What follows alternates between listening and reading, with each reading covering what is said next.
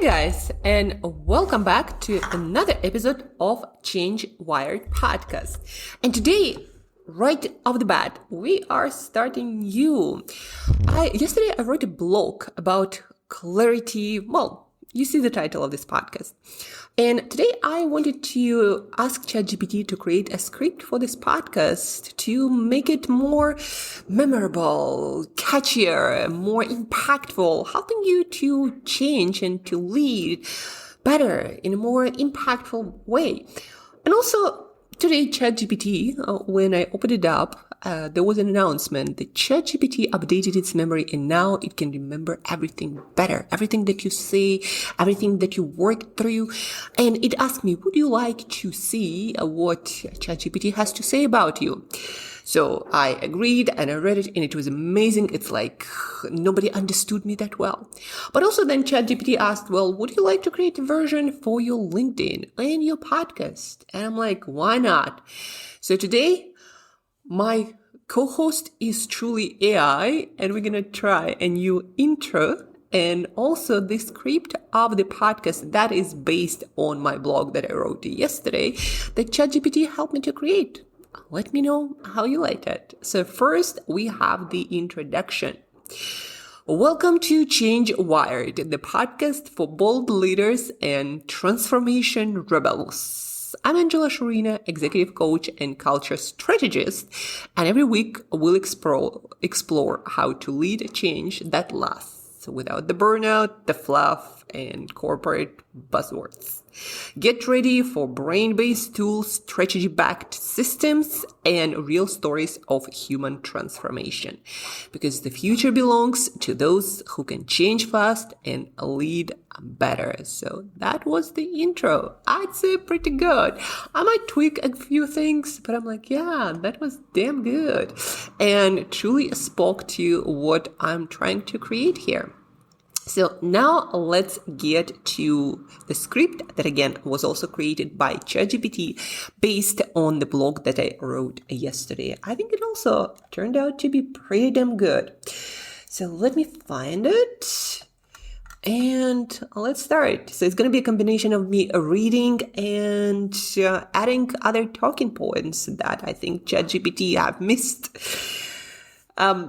Hi there, and welcome back to Change Wired, where we make personal and organizational transformation not just possible, but practical.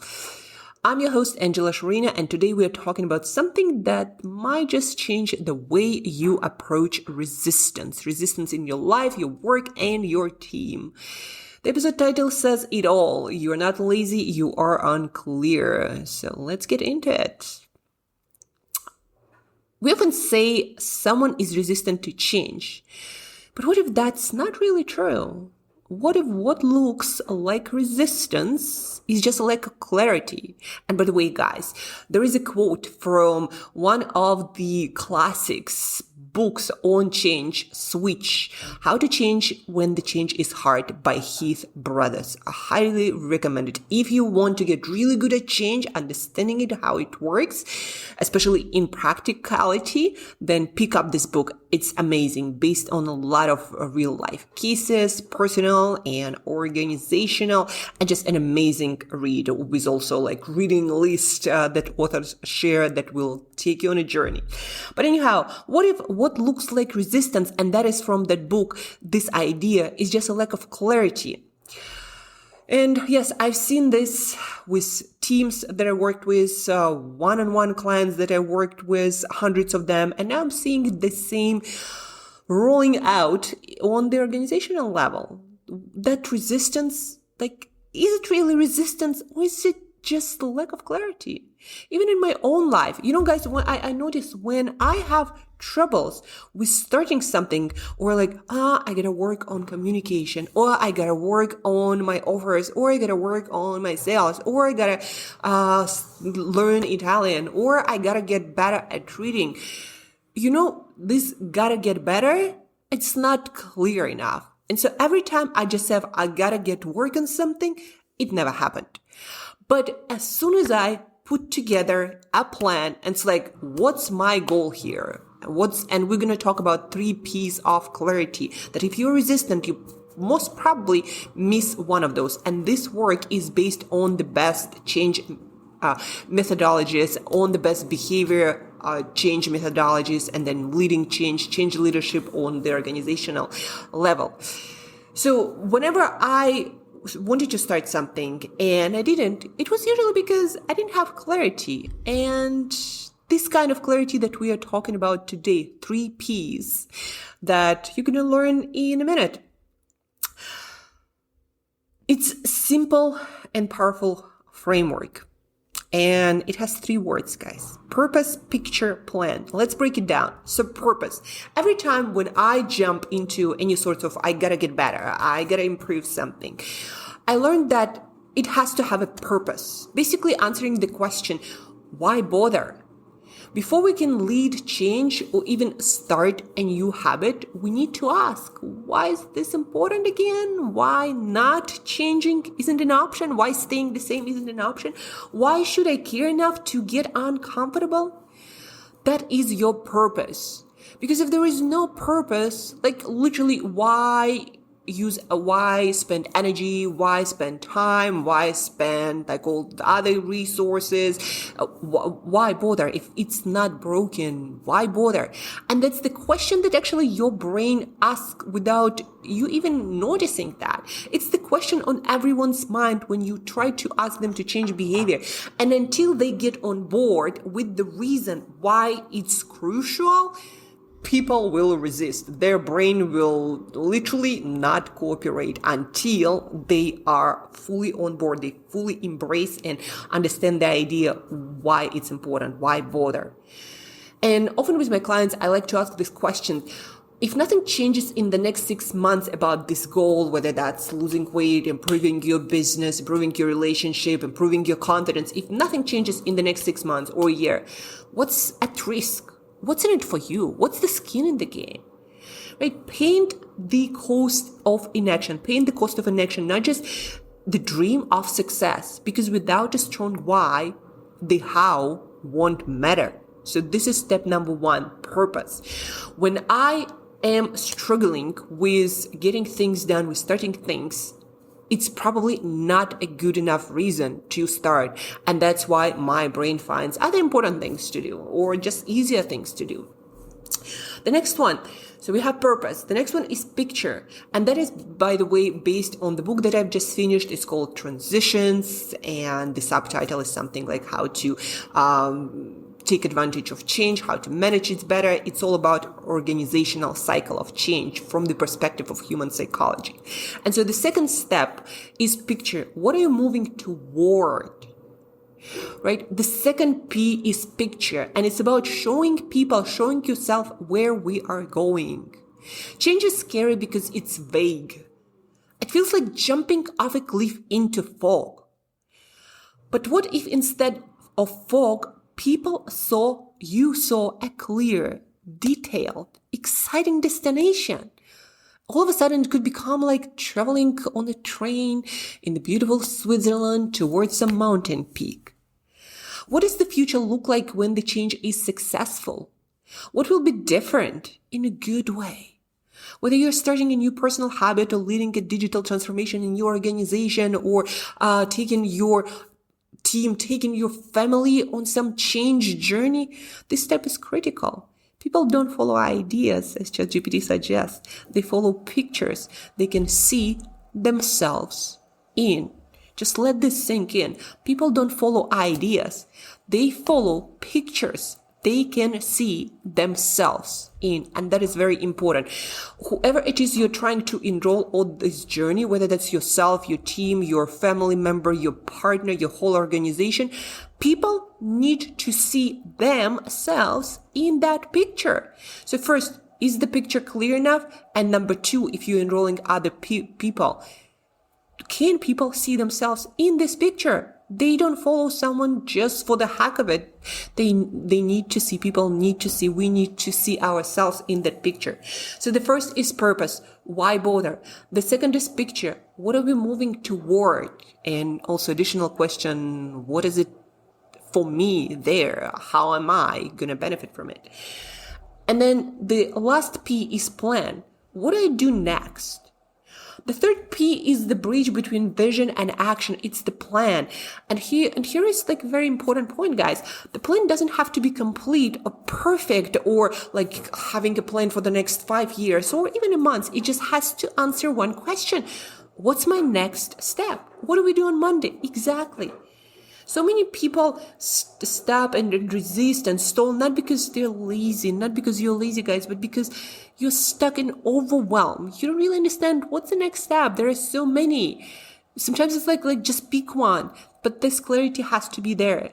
When you give someone a clear step-by-step instruction, it's kind of like when you get a Lego box or a puzzle and you have a picture. And well, with the puzzle a little bit different, but if you have a Lego, you know step by step, and you're like, I just want to dive right into because I know how to assemble it.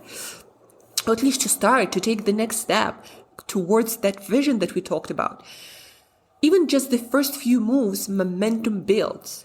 The brain loves clarity and hates uncertainty. And if you want change to stick, guys, you've got to make the action pass so simple. It's almost hard not to follow it. So plan. Very often we ask people to change. We ask ourselves to change. Like when I would tell myself, I need to get better with Italian or offers or sales or coaching or building consulting business, until I would get to a place that I know this is the next step.